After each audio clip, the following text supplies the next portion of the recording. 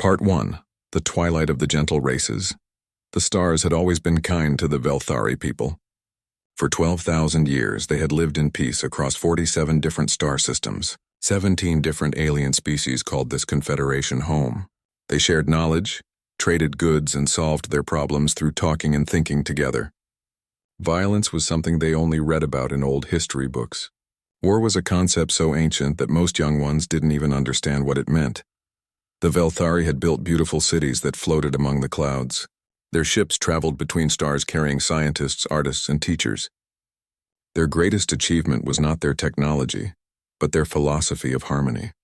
Every species in the Confederation had agreed long ago that conflict was primitive and unnecessary. Kelthon stood at the tall windows of the High Council chamber on Vel Prime, the capital world. He was the High Arbiter, the leader chosen by all 17 species to guide them. His skin was pale blue, and his 4 eyes could see colors that most creatures couldn't imagine.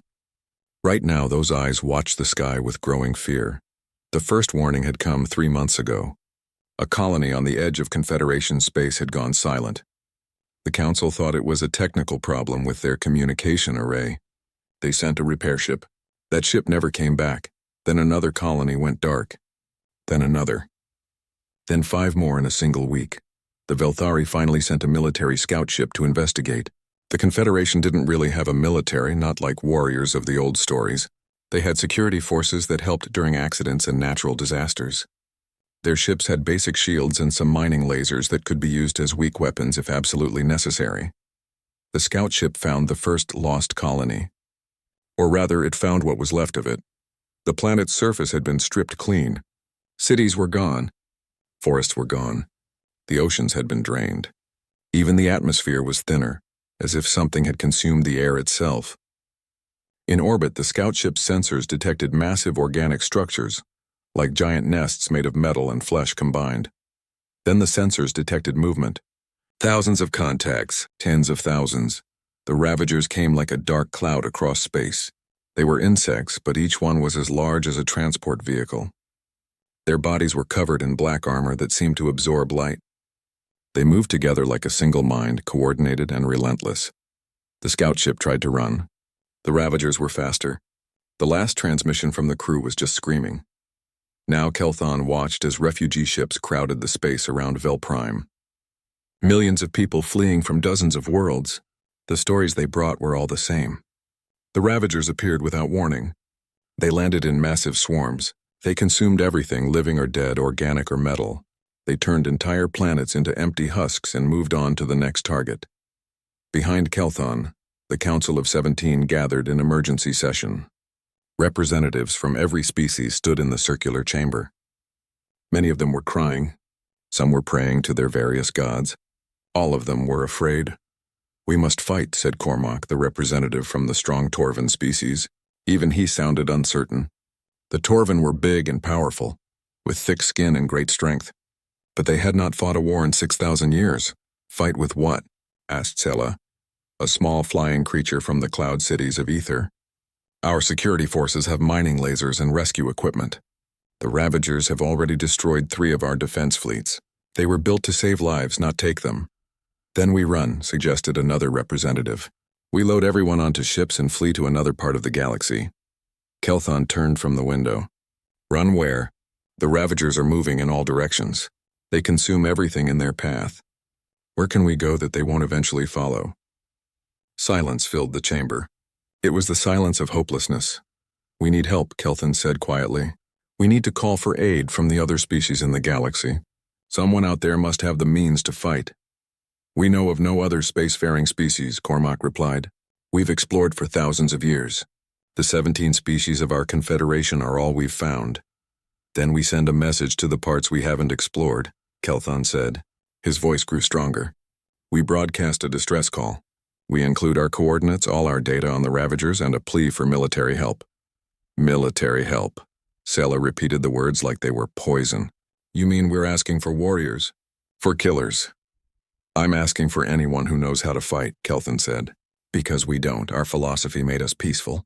It made us advanced in art and science and culture, but it also made us defenseless."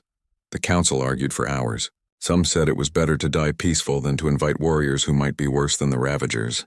Others said they had to try anything to survive. In the end, they voted. The decision was close, but it passed. Kelthon personally programmed the distress beacon. It was an old device from the early days of their confederation, built when they still feared the unknown. It could broadcast across vast distances using subspace frequencies. The message was simple and desperate. It contained their location. It contained all their data about the Ravagers, their numbers, their tactics, their biology. And it contained a plea written in mathematical language that any advanced species should understand. We are dying. We cannot fight. If you can hear this, if you have weapons and soldiers, please help us. We offer anything we have in return. Please, we are begging the stars for mercy. Kelthon activated the beacon. The message shot out into the darkness of space, traveling faster than light, reaching into the unknown regions of the galaxy. He stood alone in the communication center after the others left. Through the viewport, he could see more refugee ships arriving. The Ravagers would reach Velprime in 10 days, maybe less. Kelthon whispered a prayer to the ancient gods his people had mostly forgotten. He didn't pray for mercy. He knew the universe didn't work that way. He prayed that someone would hear their message. Someone strong, someone dangerous. He prayed that the monsters who answered would be their monsters, not new enemies. But Kelthon had no idea what kind of monsters were waiting in the dark. He had no idea that his prayer was about to be answered in ways that would change the Confederation forever. Far away, beyond the edge of known space, past the quiet stars and into the chaos of a yellow star system, something was listening, something that had learned to make war into an art form, something human. Part 2. The Message and the Machines. The signal arrived at Neptune Station at 0347 hours, Earth Standard Time. The monitoring station hung in the cold darkness beyond the solar system's outer planets. It was one of dozens of listening posts that humanity had scattered across their territory. They watched for threats, mapped distant stars, and searched for signs of other intelligent life. Captain Jiwoo was finishing her shift when the computer started screaming alerts. She rushed to the main console, her coffee forgotten as data flooded the screens. The signal was strong, impossibly strong for something coming from so far away, and it was clearly artificial. Wake everyone up, she ordered the night crew. Get me a translation team now. Jiwoo was 32 years old. She had spent her entire adult life in space, serving in the Terran Defense Network. She had fought pirates in the asteroid belt and helped put down the rebellion on Titan. She was tough, smart, and not easily surprised. This surprised her. Within an hour, her team had decoded the basic structure of the message. It was mathematical universal concepts that any technological species would understand. Numbers, ratios, coordinates. But embedded in that math was something else. Pictures, sounds, data about alien biology, and a plea for help. They're under attack, said Lieutenant Park, staring at the translated text. Some kind of insect swarm is eating their planets. They're calling for military intervention. Military intervention, Jiwoo repeated. She pulled up the tactical data that the aliens had included. Her eyes widened. There must be billions of these Ravager things, and the aliens who sent this have basically no weapons. Should we forward this to Fleet Command? Park asked. Jiwoo looked at the data again. The coordinates showed the alien confederation was far away, but not impossibly far. 3 weeks' travel if they used the new warp drives at maximum speed. The timeline showed the aliens had maybe 8 days before total extinction. Forward everything to Admiral Taemin's office, Jiwoo said. Mark it urgent. Highest priority. The message reached Earth 6 hours later. Admiral Taemin received it while eating breakfast at Fleet Command headquarters in New Geneva. He was 60 years old with gray hair and scars on his face from the Mars insurrection. He had seen more combat than most soldiers saw in 3 lifetimes. He read the alien message 3 times. Then he called for an emergency meeting. By noon, the Fleet Command conference room was full. Generals, admirals, civilian leaders, and scientific advisors crowded around the table. A holographic display showed the alien data floating in the center. We're looking at a genuine first contact situation, said Dr. Choi, the chief xenobiologist. These Velthari and their confederation appear to be real. The biological data is consistent. The physics in their message is sound. This isn't a hoax. And they're asking us to fight their war, said General Martinez. She was the head of the Marine Corps, a stocky woman with sharp eyes. They want us to send soldiers and ships to save them from this Ravager swarm. The question is, why should we? asked Director Kim from the Civilian Oversight Committee. Earth has our own problems. The colonies need protection. We're still rebuilding from the Titan conflicts. Why should we risk our people for aliens we've never met? Taemin stood up. Everyone went quiet. The Admiral had a reputation. When he spoke, people listened. Because the Ravagers won't stop with the Confederation, Taemin said calmly. Look at their expansion pattern. They're consuming everything in their path and moving outward in all directions. Eventually, that path leads to us. He manipulated the holographic display. Red lines showed the Ravagers' projected movement. After consuming the Confederation, the swarm would spread. In 50 years, maybe 100, they would reach Earth's sector of space. We can fight them there on their terms with alien allies who know the terrain, Taemin continued. Or we can wait and fight them here alone after they've grown even stronger. I'd rather fight them now. The room erupted in discussion. Some agreed. Others argued it was too risky. They debated for 3 hours. In the end, Taemin made the decision himself. As the Supreme Commander of the Terran Defense Network, he had the authority. We send the 7th Expeditionary Fleet. 12 carriers, 43 destroyers, full marine complement. Colonel Hyunwoo will command the ground forces. When do we leave? Asked Colonel Hyunwoo. He had been sitting quietly in the corner, listening. He was a big man built like a tank with cold eyes that had seen too much death. You have 3 days to prepare, Taemin said. The aliens have 8 days before extinction. We need to get there with time to spare. The military machine of Earth moved into action.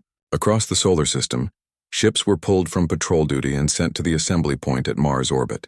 Supply ships loaded ammunition, food, medical supplies, and spare parts. 8,000 Marines said goodbye to their families and boarded the troop carriers. Colonel Hyunwoo walked through the hangar bay of his flagship, the carrier Indomitable. He watched the Marines loading their gear. These were tough men and women. Veterans of the Belt Wars, survivors of the Ganymede Siege, soldiers who had learned to fight in zero gravity and toxic atmospheres.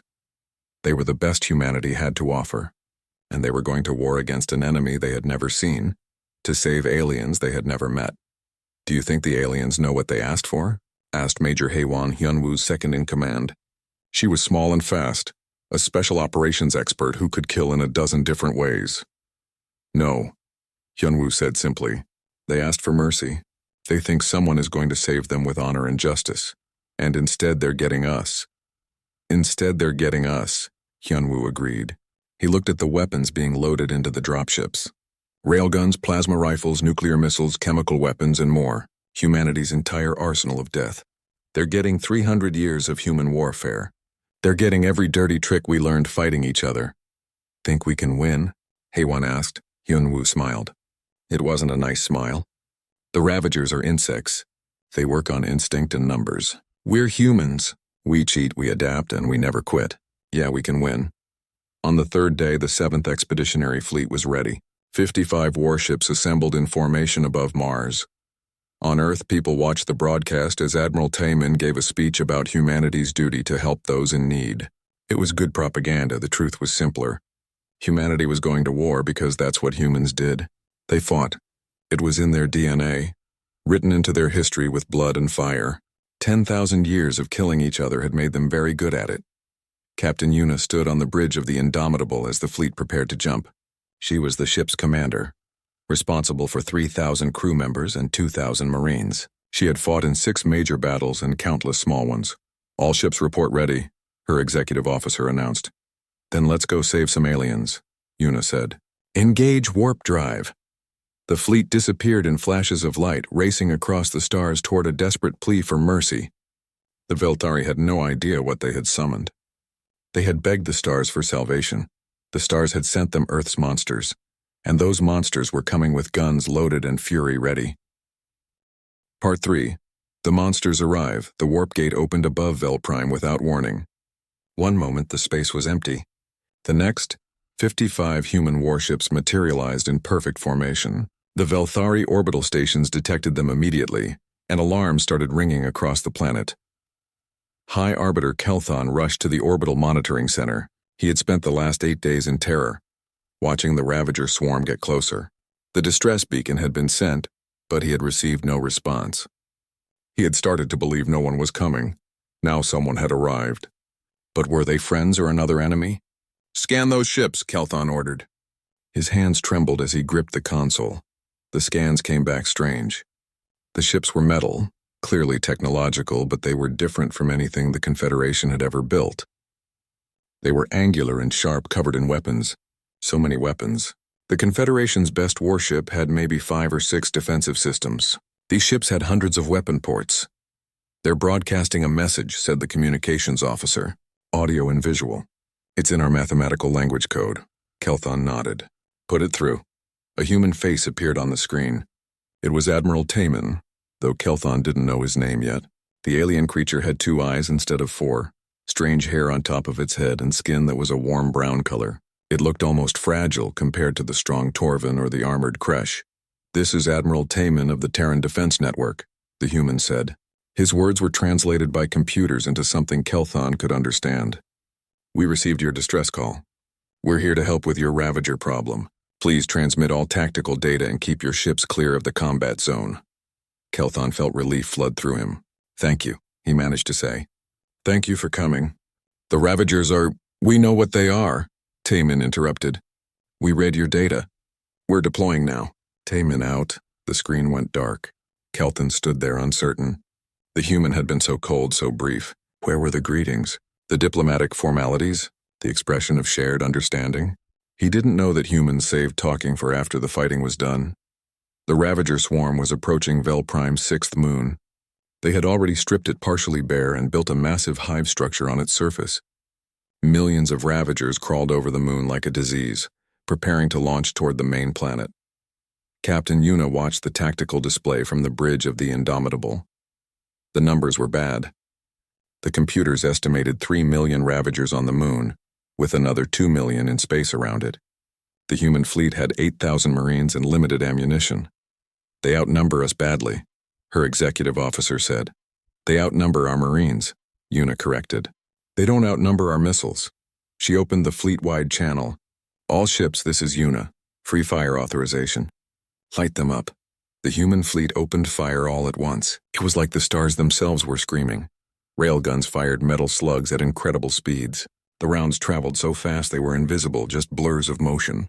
When they hit Ravager ships, the insects exploded into clouds of frozen flesh and metal shards. Missiles launched by the hundreds.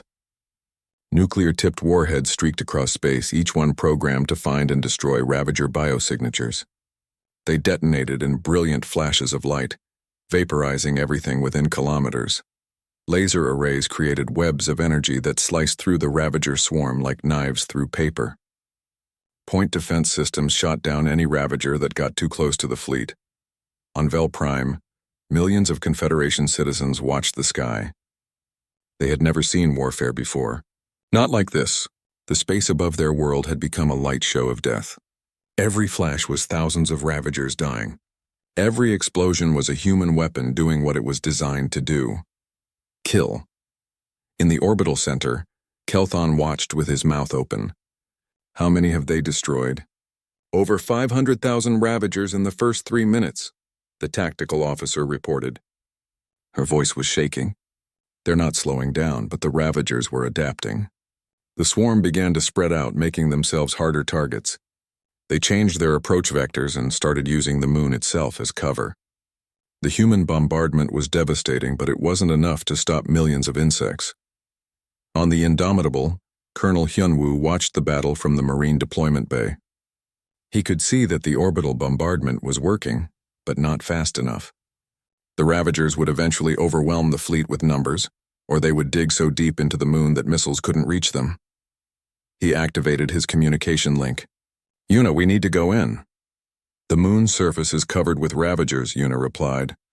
You'll be landing in the middle of millions of them. I know, Hyunwoo said. He looked at his Marines, already suited up in their combat armor. That's the job. Yuna was quiet for a moment. Then she said, Good hunting, Colonel. The drop pods launched from the fleet like a swarm of their own. 2,000 armored soldiers in individual pods, screaming through space toward the moon's surface. The Ravagers tried to intercept them. The fleet's guns kept firing, creating a protective corridor of death. Most of the pods made it through. They hit the moon's surface at incredible speeds designed to punch deep into the ground. The impacts created craters. The pods opened and humans emerged. Colonel Hyunwoo was in the first pod. He stepped out onto the moon's gray surface, his armor sealed against the vacuum. His helmet's display showed him thousands of Ravagers converging on his position. They looked like giant beetles, each one the size of a car with mandibles that could crush steel. "Weapons free," Hyunwoo said calmly. "Show them what humans do best." The Marines opened fire. Their weapons were different from the ship's guns. These were designed for close combat. Plasma rifles that turned Ravagers into burning puddles. Explosive rounds that detonated inside the insects' bodies. Flame units that worked even in vacuum, using their own oxygen supply to create jets of fire hot enough to melt rock. The Ravagers charged. They were fast and fearless, driven by instinct to swarm and overwhelm. They had destroyed dozens of Confederation colonies using these tactics. Numbers always won. But they had never fought humans before. Sergeant Wu Jin stood his ground as Ravagers rushed toward his squad. He fired his rifle in controlled bursts, each shot killing an insect. When one got too close, he pulled out a vibro blade, a knife that vibrated at high frequencies to cut through anything. He stabbed the Ravager in what passed for its face, then kicked it away and shot the next one. His squad fought around him, a tight unit that had trained together for years. They covered each other, moved as one, and never panicked. The Ravagers kept coming. The humans kept killing. Major Haewon led her special operations team into the hive tunnels. While the main force fought on the surface, her job was to find the Queen. Kill the Queen, and the swarm would lose coordination. The tunnels were dark and filled with Ravagers. Haewon's team used thermal imaging to see, and they moved fast and quiet. When they encountered Ravagers, they killed them silently with blades and suppressed weapons. No alerts, no warnings. They found the Queen chamber after an hour of fighting through the hive. The Queen was massive, the size of a building, laying eggs constantly. Hundreds of Ravagers guarded her. "Thermobaric charges," Haewon ordered. "Bring it all down." Her team planted explosives throughout the chamber. Military-grade bombs designed to consume all oxygen in a space and create a pressure wave that would crush everything inside. They set the timers and ran. On the surface, Colonel Hyunwoo saw the ground shake. A massive explosion erupted from deep in the moon, collapsing entire sections of the hive. Ravagers stopped moving, confused, their Queen's command suddenly silent. "That's our opening," Hyunwoo shouted. "Advance!" The Marines pushed forward with renewed fury. They had been holding positions. Now they attacked. The Ravagers, without coordination, started to break apart as an organized force. Above the moon, Captain Yuna saw the change on her tactical display. The Ravagers are losing cohesion. All ships concentrated fire on the hive structures. Burn everything. The human fleet's bombardment intensified. They weren't trying to be precise anymore. They were trying to eliminate every last Ravager. It took 6 more hours of brutal fighting. By the end, the moon's surface was scorched and broken. The Ravager hive was gone. Millions of insects were dead. The human fleet had lost 43 Marines. By Confederation standards, it was a horrible tragedy. By human standards, it was an acceptable loss. On Vel Prime, Kelthan stared at the reports in disbelief. The Ravagers who had seemed unstoppable were simply gone.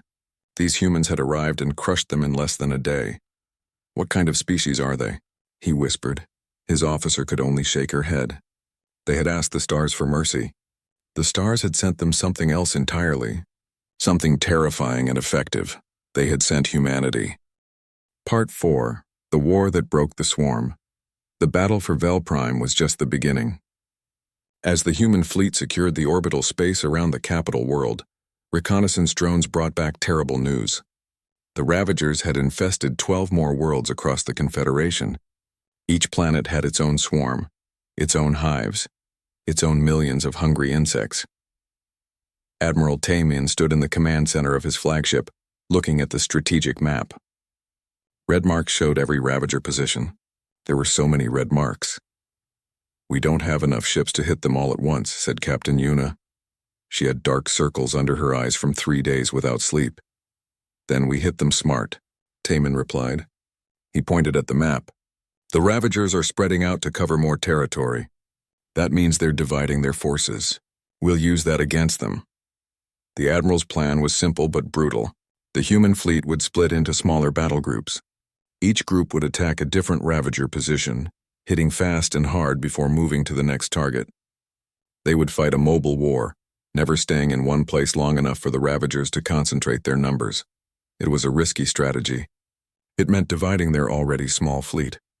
But it was the only way to save the Confederation before the Ravagers consumed everything. The campaign lasted 43 days. It became known as the Breaking, the period when humanity showed the galaxy what war really looked like. Lieutenant Commander Su Jin led a destroyer group to the mining world of Kalos. The Ravagers had dug into the planet's crust, eating the mineral deposits and multiplying. The Confederation had built that colony over 200 years. The Ravagers had destroyed it in 3 weeks. Su Jin didn't waste time with precise strikes. She had her ships move asteroids from the system's belt. They used tractor beams and calculated trajectories. Then they launched the asteroids at the planet like bullets. The kinetic impact was devastating. Each asteroid hit with the force of multiple nuclear bombs. The Ravagers' underground hives collapsed. The surface of Kalos cracked and burned. It would take centuries for the planet to be habitable again. But the Ravagers were eliminated. The Velthari observers were horrified. Su Jin had saved Kalos by nearly destroying it. When they protested, she replied coldly, "Would you rather have a damaged planet or a dead one? Those were your only choices." On the garden world of Thesia, Major Haywan's special operations teams fought a different kind of war. The Ravagers had spread through the massive forests that covered the planet. They had eaten most of the native vegetation and built hives in the trees. The Confederation begged the humans not to burn the forests. They were sacred places, thousands of years old, irreplaceable. Haywan found another way. Her teams deployed biological weapons, engineered viruses that targeted only Ravager DNA. The insects started dying within hours, their immune systems unable to fight the human-made disease. Within a week, the forests were silent. The Ravagers were dead and the trees survived. But the Velthari were terrified. These humans had weapons that could rewrite biology itself. What else could they do? The turning point of the war came on the industrial world of Kravik. It was the Confederation's main manufacturing center, producing ships and technology. The Ravagers had taken it and were using the factories for their own purposes, somehow understanding the machinery. Colonel Hun Wu took personal command of the ground assault. His forces landed in the middle of the largest Ravager concentration anyone had seen. 2 million insects surrounded the landing zones. The initial fighting was catastrophic. The Marines held their positions, but barely. Ravagers attacked in endless waves. For every insect killed, 2 more appeared. The humans' ammunition was running low. Then the Ravagers did something unexpected. They adapted. The swarm began to recognize human tactics. They learned to avoid the mines and traps. They started targeting the Marines' ammunition supplies. They used their own bodies as shields, sacrificing thousands to protect their more important units. Sergeant Wu Jin found himself in the ruins of a factory, surrounded by his squad and cut off from the main force. They had been fighting for 18 hours straight. His armor was damaged, his rifle was almost out of ammunition, and Ravagers were closing in from all sides. "We're not making it out of this one," said Private Day, a young soldier on his first deployment. Wu Jin looked at the scared kid, then at the rest of his squad. They were exhausted, bloodied, and outnumbered 1,000 to 1. Any sane military force would surrender, but humans had a funny relationship with sanity. "Fix bayonets," Wu Jin ordered. The squad stared at him. "Sergeant, we have maybe 30 rounds left between all of us." "I know," Wu Jin said. He pulled out his combat knife, a 30-centimeter blade designed for brutal close-quarters fighting. "So we do it the old-fashioned way." The other Marines drew their blades. These were not primitive weapons. The knives were made from advanced alloys, sharp enough to cut through Ravager armor. The Marines had trained with them since basic training. The Ravagers rushed in expecting easy prey. They found something else, humans fighting with knives. Wu Jin moved like a dancer, his blade finding weak points in Ravager armor. He stabbed, slashed, and killed with mechanical efficiency.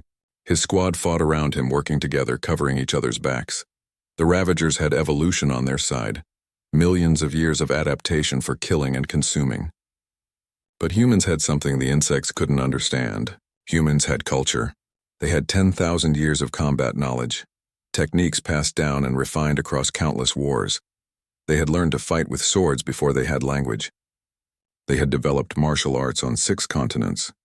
They had made killing into science and art combined. The Ravagers were shocked.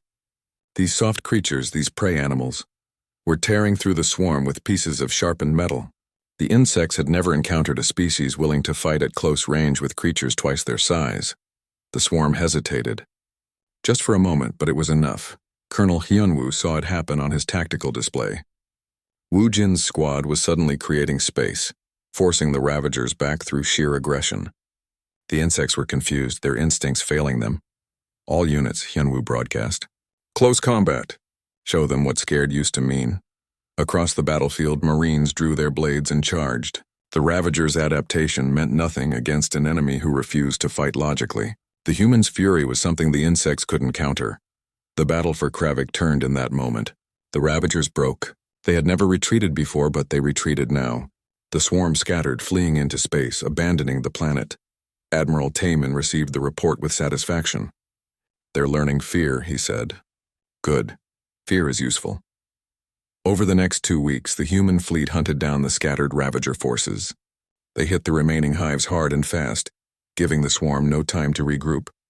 The Confederation worlds were liberated one by one. Captain Ji-woo, who had first detected the distress signal, was now commanding a destroyer in the fleet. She led the final assault on the Ravager command structure, a massive organic ship that coordinated the swarm's attacks. Her ship fired a spread of missiles that punched through the command ship's armor. The Ravagers tried to repair the damage, but human missiles were persistent. They burrowed deep into the ship's core and detonated. The command ship exploded in a brilliant flash. Across multiple star systems, Ravagers suddenly lost their coordination. They scattered like insects always had, becoming simple animals instead of an organized swarm.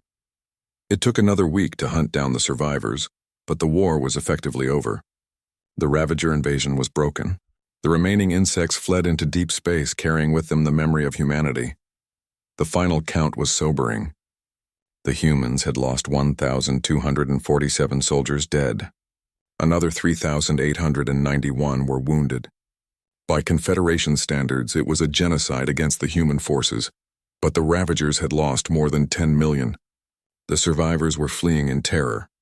High Arbiter Kelthon read the casualty reports and felt sick. These humans had lost so many, and yet they considered it acceptable. They celebrated their victory.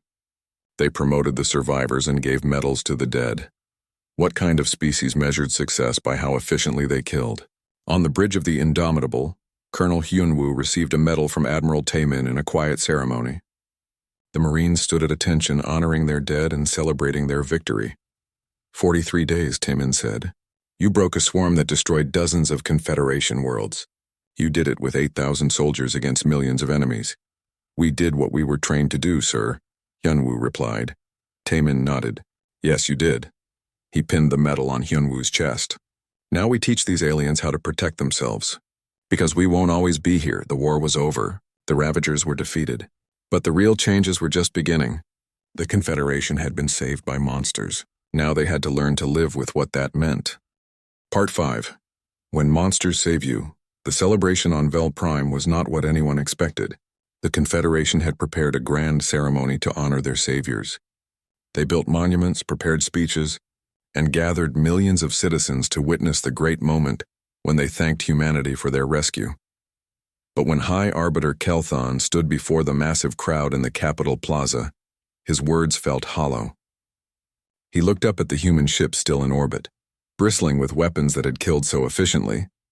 He thought about the casualty reports, the destroyed planets, and the efficiency with which humans had broken the Ravager swarm. We are grateful, Kelthon said to the crowd. His voice was broadcast across all Confederation worlds. These humans came when we called. They fought when we could not. They saved us from extinction. The crowd cheered, but it was a nervous sound. They had seen the battle recordings. They had watched humans fight with a savagery that seemed impossible for intelligent beings. The Confederation had believed that advancement and civilization meant leaving violence behind. Humanity had proven that wrong. Admiral Taemin attended the ceremony in full uniform. He stood on the platform with Kelthon, representing Earth and all of humanity. He listened to the speeches about gratitude and friendship. He watched the Velthari try to make sense of what had happened. When it was his turn to speak, Taemin kept it simple. We came because you needed help, he said. We fought because that's what we know how to do. The Ravagers are gone. Now you need to decide what comes next. After the public ceremony, Kelthon met with Taman privately in the council chambers. The room was quiet, just the two of them and a few trusted advisors. This was where the real conversation would happen. I need to understand, Kelthon said. His four eyes looked at the human admiral with a mix of fear and fascination. What are you? What is humanity? Taman sat down across from Kelthon. He looked tired. 43 days of war had aged him. We're survivors, he said. Earth isn't a kind world. It never has been. For millions of years our ancestors fought just to stay alive. Predators, disease, other humans. Everything was trying to kill us, but you advanced, Kelthon said. You built technology. You reached the stars. We did, Taman agreed. But we never stopped fighting. When we ran out of predators, we fought each other. Wars over land, resources, ideas, religion. We've been in a state of conflict for our entire history. That sounds horrible. It was, Taman said quietly. We've killed billions of our own people over the centuries. We've destroyed ourselves over and over, then rebuilt and did it again. War isn't something we do, it's something we are. Kelthon felt cold. Then why should we trust you? If violence is in your nature, what stops you from turning on us? Taman looked at the Velthari leader for a long moment. Because we've learned control. Yes, we're good at violence, but we're also good at cooperation when we choose to be. We could have ignored your distress signal. We could have conquered you instead of saving you. But we didn't. Why not? Because we've seen what happens when the monsters win, Taman said. We've been the monsters. We fought ourselves to the edge of extinction multiple times. We learned painfully that survival means more than just being the strongest. It means knowing when to fight and when to protect. Captain Jiwoo entered the meeting room bringing tactical reports. She had been working with the Confederation's scientists, analyzing the Ravager threat. We've detected 3 more distress signals, Jiwoo reported, other species in nearby sectors being attacked by Ravager splinter groups. The swarm we broke was just one of many. Kelthon's heart sank. Then it's not over. It's never over, Taman said. That's what you need to understand. The galaxy is dangerous. The Ravagers are just one threat. There will be others. Then what do we do? Kelthon asked. We can't fight like you do. Violence goes against everything we are. You don't have to become like us, Taman said, but you do need to learn to defend yourselves, or ally with those who can. Over the next few days, negotiations began. The Confederation wanted protection. Humanity wanted allies and resources. Slowly, carefully, a partnership was formed. Colonel Hyun-woo was assigned to train Confederation security forces. He stood in a training facility on Velprime, looking at the volunteers who had signed up to learn human combat methods. They were scared. Most had never even held a weapon before. I'm not going to turn you into soldiers, Hyun-woo told them. Not in any time frame that matters. What I can do is teach you to survive, to protect your homes and families when we're not here. The training was hard. The Velthari struggled with concepts that humans learned as children. Aggression, controlled violence, the willingness to hurt others to protect what you love. But slowly they learned, not to be warriors but to be defenders. Major Haewon worked with the Confederation's engineers. They studied human weapons, trying to understand the technology. The Velthari were brilliant scientists. They had just never applied their knowledge to killing before. This missile guidance system is incredibly complex, one engineer said, studying a human weapon. You've optimized every component for maximum destruction. 300 years of practice, Haewon replied. When your species fights itself constantly, you get very good at making weapons. I don't know if I should be impressed or horrified. Be both, Haewon said. We are. Sergeant Woojin became something unexpected, a teacher. The Confederation wanted to understand how humans fought at close range, how they could face creatures larger and stronger than themselves and win. Woojin taught them about fear, and how to use it instead of being controlled by it.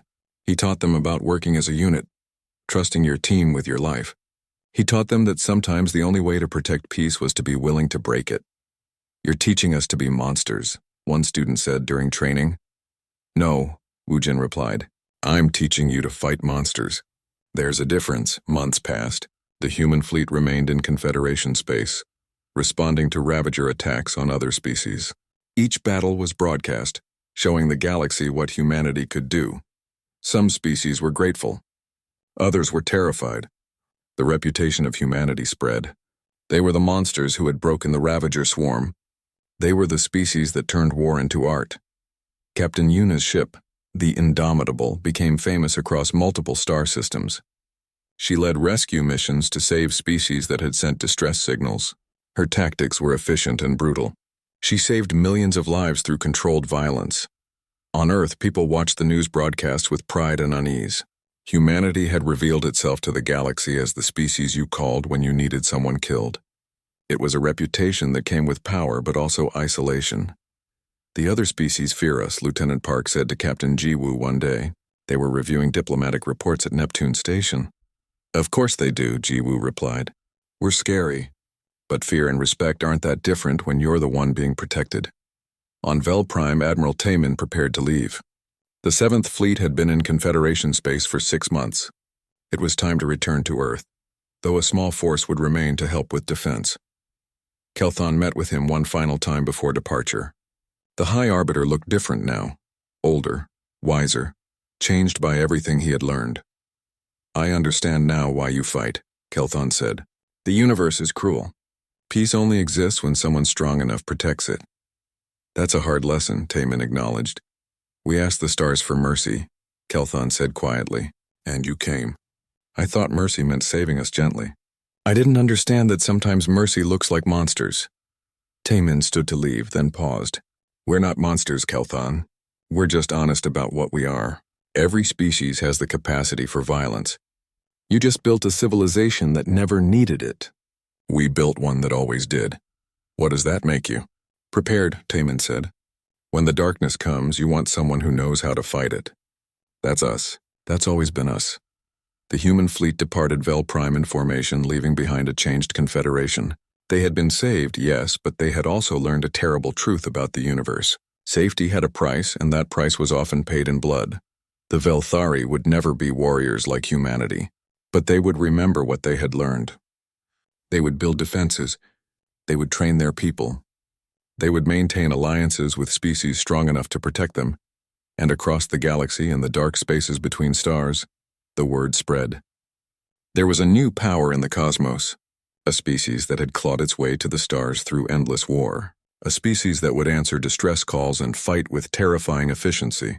Humanity, the monsters who saved you, the species that, when others begged the stars for mercy, came with guns loaded and fury ready, not because they wanted to kill, but because they knew how, and sometimes in a cruel universe that knowledge was the only mercy available. In the years that followed, more species would call for Earth's help. More battles would be fought. The Terran Defense Network would grow into a major power, respected and feared in equal measure. But it all started with one desperate signal.